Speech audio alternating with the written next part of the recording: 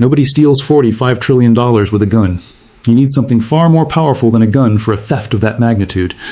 You need paperwork. You need accounting. You need a system so technically sophisticated, so buried in the bureaucratic language of trade balances and treasury bills and export surpluses, that the people being robbed spend generations arguing about whether the robbery actually happened. Britain spent 173 years extracting the equivalent of $45 trillion from India. Not through crude confiscation, through a paper system so elegantly constructed that it made the theft look, on the balance sheet, like trade. The most audacious accounting fraud in the history of the world, administered from offices in London, staffed by men who genuinely believed they were civilizing the people they were ruining. In 1700, India was not a developing country. It was the world. According to the economic estimates of historian Angus Maddison, India accounted for approximately 24.4% of global GDP in 1700.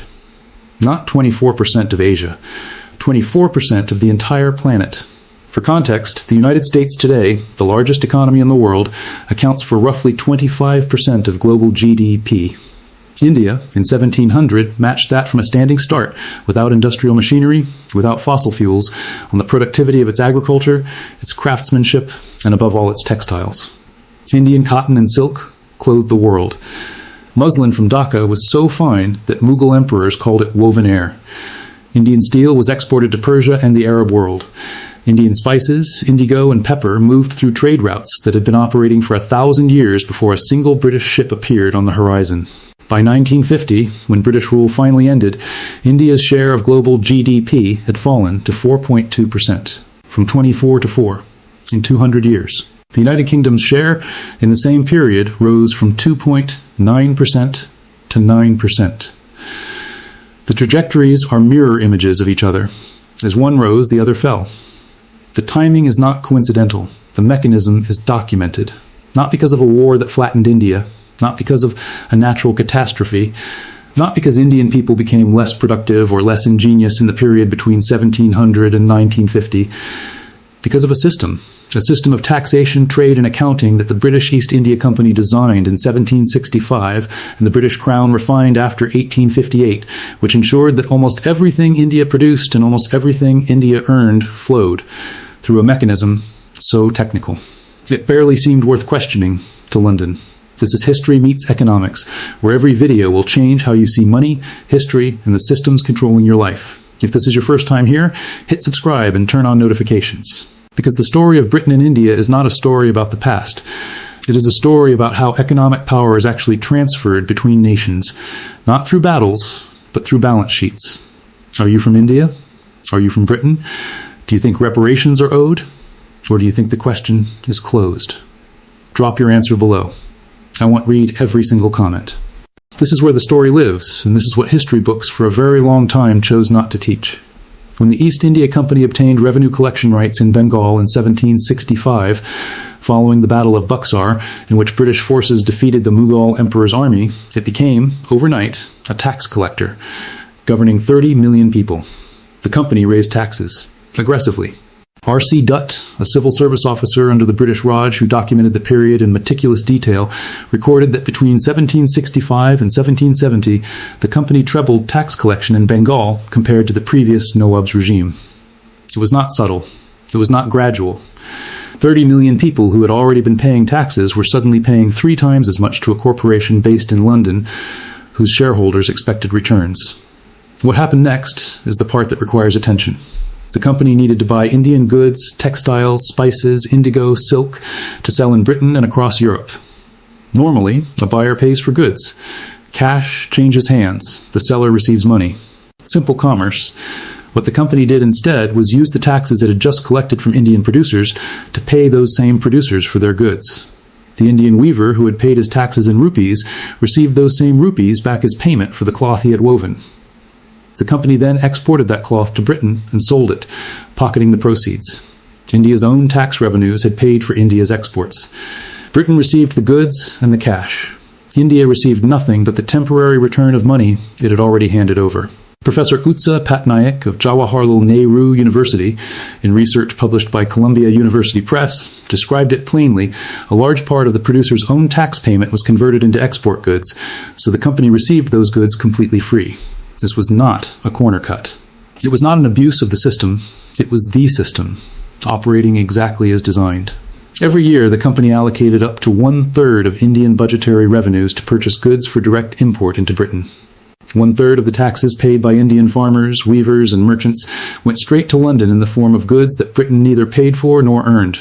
Professor Patnaik calculated that during Britain's industrial transition between 1780 and 1820, the drain from India, combined with flows from the West Indies, amounted to roughly 6% of British GDP annually, nearly equivalent to Britain's entire domestic savings rate at the time. The Industrial Revolution, which the British educational system teaches as a story of British ingenuity, steam engines, and entrepreneurial spirit, was substantially funded by transfers from people who had no vote, no recourse, and no knowledge that the accounting system governing their lives had been designed to extract rather than develop. When the British Crown took over from the East India Company in 1858, the mechanism was refined. The Council Bills system replaced earlier arrangements. Here is how it worked. Any country that wanted to buy Indian goods, Germany, the United States, Japan, had to first purchase council bills from the British government in London, paying in gold or sterling. Those bills were then used to pay Indian exporters in rupees. The gold and sterling went to the British Treasury in London. India's foreign exchange earnings, the hard currency reward for its enormous export surplus, never touched Indian hands. They went directly to Britain. In consequence, India was deprived, as Patnaik described it, of every unit of the enormous international purchasing power it had earned. While Japan, in the same period, used its export earnings to import machinery, technology, and industrial equipment, the Meiji Restoration of 1868 specifically targeted industrialization using foreign exchange earned from silk and other exports. India watched its equivalent. Earnings disappear into a London account it did not control. Japan went from feudal isolation to modern industrial power in 50 years. India, exporting more than Japan and earning more in foreign exchange, was denied the mechanism by which that transformation could happen. India was the second largest generator of export surplus in the world in the 3 decades before 1929, after the United States. None of it came home. Every year, for 173 years, the earnings left and the poverty stayed. The results were not abstract, they showed up in bodies. India in the early 18th century produced approximately 25% of world industrial output. Handloom textiles, steel, shipbuilding, luxury goods, Indian manufacturing was globally dominant and technically sophisticated. By 1900, India's share of world industrial output had fallen to 2%. Not 2% of Asia. 2% of the world. The handloom industry was deliberately dismantled. British manufactured textiles were flooded into Indian markets, while Indian textile exports to Britain were taxed out of existence. The chairman of the East India and China Association told the English Parliament in 1840, and this is a documented quote, "This company has succeeded in converting India from a manufacturing country into a country exporting raw produce." He said this without embarrassment. He appeared to regard it as an accomplishment. The Bengal famine of 1770 killed an estimated 10 million people, 1/3 of Bengal's entire population, within 5 years of the East India Company tripling tax collection in the region. Mike Davis, in his book Late Victorian Holocausts, documented that between 1876 and 1900, somewhere between 12 and 29 million Indians died in famines, many of which occurred while India was exporting food to Britain. In 1876 and 1877, as famine devastated South India and killed millions, the British Raj exported 6.4 million hundredweight of wheat from India to Britain. The Viceroy at the time, Lord Lytton, actively opposed emergency food relief, writing that any interference with the market would prevent private traders from operating. The private traders continued operating. The people continued dying. Winston Churchill, during the Bengal famine of 1943, which killed an estimated 3 million people, reportedly said that the famine was Indians' own fault for breeding like rabbits and diverted food shipments away from Bengal. The British government's official position, relayed through the India Office, was that grain stocks could not be released for famine relief because they were needed for the war effort. The war effort, notably, was being partly funded by India's own contribution to British imperial finances, a contribution that India had not volunteered and was not compensated for. Life expectancy in India under the British Raj was 22 years in 1911. 22 years. Per capita food consumption fell from approximately 197 kilograms per year in the period 1909 to 1914 to 136.8 kilograms per year by 1946. A colonial subject of the British Empire, in the final decades of British rule, was eating 30% less food per year than their grandparents had eaten at the beginning of the century. In the same period, the British Empire was formally described, in its own communications, as a civilizing mission, bringing progress and modernity to backward peoples. The $45 trillion figure belongs to Professor Utsa Patnaik, and it deserves examination in full. Her methodology, published in a Columbia University Press collection in 2017, identified 4 distinct economic periods of British rule in India between 1765 and 1938. For each period, she calculated India's export surplus earnings, the value of what India sold to the world minus what it bought, and measured the portion of those earnings that were appropriated rather than returned to India. She then compounded those figures forward to the present at 5% interest, which she explicitly described as a conservative rate, lower than prevailing market rates. The total came to £9.2 trillion sterling, or approximately $4.6 trillion. She noted the figure did not include the debts Britain imposed on India during the Raj period, debts that India was required to service in foreign currency, adding further drain. The figure has been disputed, primarily on methodological grounds, by historians who argue that some of the transfers were compensation for legitimate services, loans raised in London, administrative costs, military protection. Those counter-arguments exist, and serious economists make them. But even the most conservative estimates of British extraction from India over this period run into the hundreds of billions in present-day values. The argument is not about whether a transfer occurred. It is about the precise size of a transfer, whose existence is not seriously in dispute. Even critics of Patnaik's methodology acknowledge that a substantial and sustained flow of wealth left India and arrived in Britain. The disagreement is about the accounting. The disagreement is not about the direction of travel. Britain's share of global GDP, meanwhile, rose from 2.9% in 1700 to 9% in 1870. The United Kingdom's share of world industrial output reached 23% at its peak in the mid-19th century, almost exactly the share India had held at the beginning of British rule. As India deindustrialized, Britain industrialized. As India's export earnings flowed to London, Britain built railways, funded wars, and invested in the United States and continental Europe at a scale that made it the world's largest creditor nation. The correlation is not a coincidence. It is a documented transfer mechanism, operating continuously for 173 years. Here is what is rarely included in the standard account. The people who administered this system were not, for the most part, cynics who admitted privately what they denied publicly. Many of them genuinely believed that British rule was beneficial to India. They believed this because the system they had built made it look, on paper, like trade. The council bill system, the tax-to-purchase mechanism, the export arrangements, all of it appeared in the official ledgers as commercial activity. Goods moved, bills were paid, the balance of payments recorded. That the entire architecture had been constructed to ensure the flows moved in one direction, that India's political subjugation made it impossible for Indian producers or governments to demand different terms, that the alternative, which Japan demonstrated simultaneously, was to retain your own. Foreign exchange and use it to industrialize, none of this appeared in the ledger. The ledger showed commerce. The experience of 300 million people showed something else. Dadabhai Naoroji, the Indian economist and politician who became the first Asian member of the British Parliament in 1892, had a name for it. He called it the drain. He published his analysis in 1890 in a book titled Poverty and Un-British Rule in India. He calculated the annual drain at roughly £30 million in the late 19th century.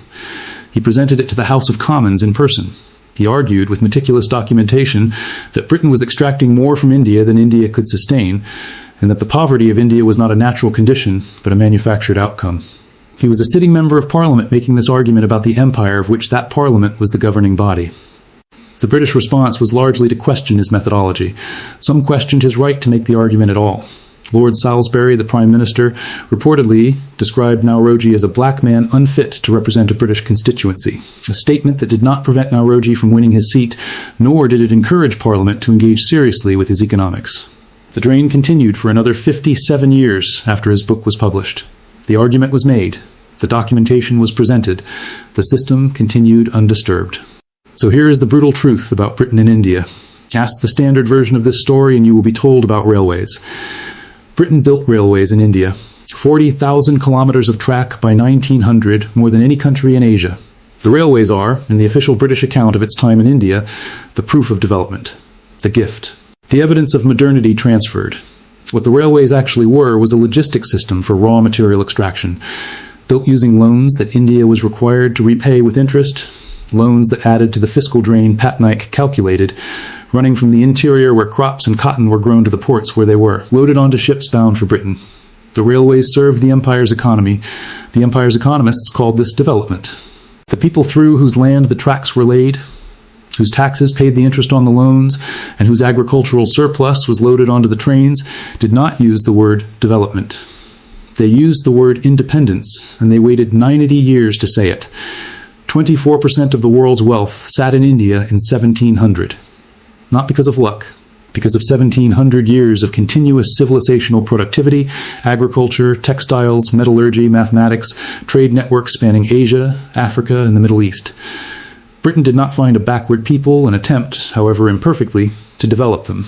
Britain found the world's largest economy, systematically dismantled its manufacturing capacity, redirected its agricultural output, appropriated its foreign exchange earnings for 173 years, extracted the equivalent of $45 trillion through a mechanism, disguised as accounting, and then, when it left in 1947, handed back a country where life expectancy was 32 years, where per capita income had barely moved in 2 centuries of so-called development, and where the share of world GDP had fallen from 24% to 4%. Britain called this the civilizing mission. The economics call it the largest sustained wealth transfer in recorded history. The people who lived through it called it something else entirely. The word they used was independence, and when independence came in 1947, after 190 years of the most sophisticated wealth extraction operation the world had seen, Britain left India with a literacy rate of 17%, a life expectancy of 32 years, and a share of global GDP that had shrunk from a quarter of the world to barely a fraction. Those are not the metrics of a civilizing mission. They are the metrics of an extraction operation that had been completed. When history and economics meet, the truth is always inconvenient. Remember that. I'm Malcolm. This is History Meets Economics, and I'll see you in the next one.